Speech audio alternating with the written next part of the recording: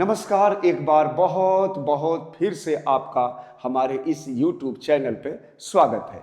आज हम देखेंगे प्रॉफिट और लॉस के क्वेश्चनों को जो कि RRB NTPC graduate level second 13/10/2025 में पूछे गए हैं। आज हम यहाँ प्रयोग करेंगे डिजिट के लिए अर्थात कि 9 D9 बोलते हैं, यहाँ मैं वो प्रयोग करने जा रहा हूँ। सवाल है कि आप बोलोगे कि मुझे ये कैसे दिखेगा। ये दिखने लगेगा सर अगर आप अच्छी तरह से इन चीज़ों को लर्न करोगे और फास्टेस्ट चीज़ों पे काम करोगे अर्थात कि थिंकिंग पे काम करोगे। तो देखो यहाँ पे एक चीज़ मुझे दिखाई दे रहा है, लेकिन सबसे पहले मैं क्वेश्चन पढ़ रहा हूँ। क्या बोल रहा है, कोई व्यापारी किसी वस्तु के अंकित मूल्य पर 10% की छूट देता है और 15 वस्तुएं खरीदने पर 4 वस्तुएं मुफ्त देता है। पूरे लेन देन में 35% लाभ अर्जित करता है। माना कि कोई ग्राहक 15 वस्तुओं के लिए भुगतान करता है तो वस्तु का अंकित मूल्य क्रय मूल्य से कितना प्रतिशत अधिक है। अब जरा देखो यहाँ पे क्या है कि जब भी आप सेलिंग प्राइस निकालोगे तो सेलिंग प्राइस क्या लिखोगे, 35% प्रॉफिट है तो सेलिंग प्राइस क्या होगा, 135 होगा। ये लिख सकते हैं या क्या लिख सकते हैं, इसको फ्रैक्शन में बदल लो, 35% 7/20 है ना, एसपी निकालना है, सेलिंग प्राइस क्या हो जाएगा 27/20। लेकिन इससे आप कुछ भी कर लो, ये देख रहे हो 5 3 8 1 9, यहाँ 9 ही आ रहा है, यहाँ भी 9 ही आ रहा है। और आप इस क्वेश्चन में चाहे जितना भी जोड़ लो, घटा लो, काट लो, कैंसिल कर दो, कुछ भी करोगे ये 9 ही होगा सर। तो यहाँ पे देखो कहाँ है ये 9। लेकिन इस तरह की चीज़ों को एग्जाम में यूज करने से पहले आपको थोड़ा सीखना पड़ेगा। आप हमारे साथ रेगुलर रहें और हम लोग बहुत जल्द D9 पर एक वीडियो बनाने वाले हैं और आपके सामने दिखाने वाले हैं, बताने वाले हैं कि बड़े बड़े क्वेश्चन कैसे ये धाराशायी होते हैं। लेकिन आओ सबसे पहले हम लोग थोड़ा कंसेप्ट की बात कर लेते हैं, क्योंकि कुछ जो नए बच्चे हैं अगर इसे बनाना चाहें तो कैसे बनाएंगे। तो देखो जरा समझते हैं क्या दिया है कि वो 15 वस्तु खरीदता है और 4 वस्तु उसे मुफ्त मिलता है, अर्थात कि टोटल वस्तु कितने की हो गई, 19 हो गई। मान लेते हैं एक वस्तु का सीपी 100 रुपये है तो 19 का कितना हो जाएगा सर, 19 में 100 से गुना करोगे, ये कितना आएगा सर, ये आएगा 1900 अर्थात कि 1900। ये लिखने की जरूरत नहीं है, मैं आपको समझाने के लिए लिख रहा हूँ 1900। और इसे क्या कर रहा है, 35% प्रॉफिट पर बेच रहा है, यानी 135 पे इसे बेच रहा है। अब जरा समझो यहाँ पे चीजों को, आप देखोगे यहाँ भी 9 ही आ रहा है, लेकिन समझो जरा सा ये कितने वस्तु का सेलिंग प्राइस है, तो ये 15 का, तो एक का कितना होगा, यहाँ क्या करेंगे 15 से डिवाइड कर देंगे। अब देखोगे ये कितने बार में जा रहा है, ये 9 बार में जा रहा है। ये जीरो कैंसिल, 19 इंटू 9 करोगे, 9 9 जाए 81 और ये आएगा 171 आया सर। अब क्वेश्चन ये बोल रहा है कि इसका मार्क प्राइस क्या लिखा हुआ है, अंकित मूल्य। अंकित मूल्य के लिए क्या करते हैं, डिस्काउंट वाले फ्रैक्शन को बदलते हैं, 10% 1/10, 9/10 और ये क्या आएगा सर 10/9। इसे कैंसिल करोगे तो 9 1 बार में जाएगा, 9 9 जा 190, 190 क्या आ गया सर, ये आ गया आपका मार्क प्राइस। और सीपी कितना माना था हमने, सीपी माना था 100।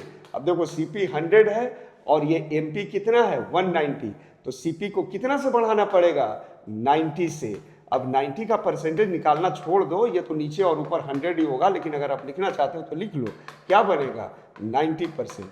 तो ये इसका कंसेप्ट था, लेकिन एग्जाम के अंदर इतना नहीं करेंगे। आप देख रहे हो ना 5 3 8 1 9, यहाँ भी देखो 9, इधर देख लेते हैं, यहाँ भी लास्ट में क्या आ रहा है 9 आ रहा है, तो 9 ही होगा। लेकिन इस चीज़ों पे पकड़ बनाने के लिए आपको थोड़ी सी चीज़ों को सीखनी पड़ेगी। अगर आपने चीज़ों को ऑलरेडी सीख के रखा है तो उसके लिए बहुत बहुत आपका आभार है, बधाई है कि आप सफलता के काफ़ी नज़दीक हैं।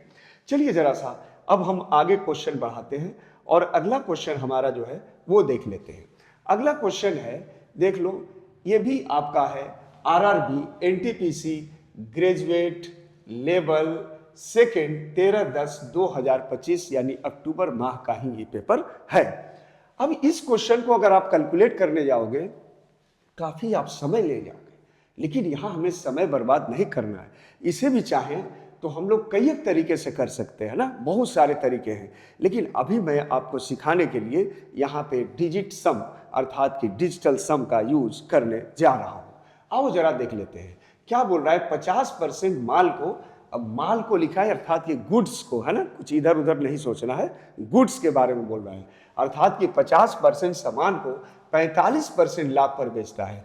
तो 50% सामान है और 45% लाभ है। हमको किससे मतलब है? 45% से। प्लस क्या बोल रहा है कि शेष माल से, यानी शेष माल अर्थात कि शेष गुड में से क्या करता है? 30% को 27%, तो शेष कितना बच गया? 50 यहाँ बेचा, 100 में से 50 गया, 50 बेचा, और 50 का 30% को कितने के प्रॉफिट पर बेच रहा है?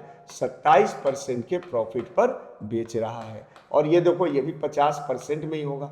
अगली बार बोल रहा है कि शेष को 43% की हानि पर, अर्थात अब देखो जरा सा, 50 यहाँ बेच दिया और 50 का 30% यानी 15 यहाँ बेच दिया, टोटल कितना बेच दिया? 65। तो अब बचा कितना? 100 में से 65 माइनस करोगे, बचेगा 35%। तो यहाँ 35% पे क्या हो रहा है? इसे लॉस हो रहा है। कितने का भाई? 43% का ये लॉस हो रहा है। अब यहाँ आप डिजिटल सम लगाओ तो देखो यहाँ 9 है तो ये भी 9 आ जाएगा, ये भी देखो 7 2 9, ये भी 9 आ जाएगा, ये पूरे के पूरे 9 आ जाएंगे। 9 में से माइनस करना है क्या? 5 और 3 क्या आया? 8, और 4 और 3 क्या आया? 7। इसको गुना करेंगे, 8 7 56, 56 को जोड़ो, 6 5 11, 11 को भी जोड़ो, क्या होगा? 1 1 2। इसका डिजिटल सम क्या आएगा? 2। 9 में से 2 माइनस करोगे, क्या आएगा? 7।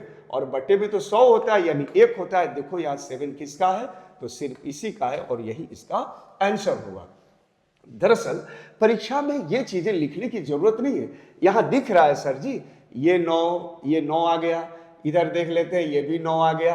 अब यहाँ कितना आया? 35% यानी 8 आ गया।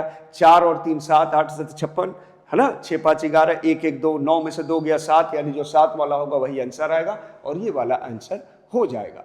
अभी आपको लग रहा होगा कि सर आप कैसे कर रहे हैं, बिकॉज आपकी अभी जानकारी उस लेवल की नहीं है, लेकिन आप अगर धीरे धीरे सोचोगे तो उस लेवल में आप पहुंचोगे। अब यही क्वेश्चन को देख लो, अगर आप कैलकुलेट करने जाओगे तो कई बच्चे तो 45% को 145 लिखेंगे, 130 लिखेंगे और चीज़ों को कैलकुलेट करने में एक लंबा समय लेंगे। दरअसल ये क्वेश्चन कुछ ही सेकंड का है, मैक्सिमम ये 15 सेकंड से ज़्यादा का क्वेश्चन नहीं है। अर्थात कि आप 1 घंटे का बात करोगे तो 1 घंटे में बहुत सारे क्वेश्चन है, बनाना कितने में है?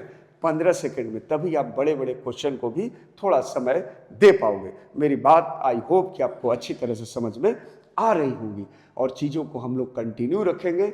और एक बात याद रखना कि D9 का हम लोग वीडियो बहुत जल्दी अपलोड करने वाले हैं यूट्यूब के अंदर, और उस वीडियो को ज़रूर देखो। और अगर चीज़ें समझ में आ रही है तो इस वीडियो को लाइक करो, कमेंट करो और शेयर करो ताकि नए बच्चों तक हम लोग पहुंच पाएं। बहुत बहुत धन्यवाद।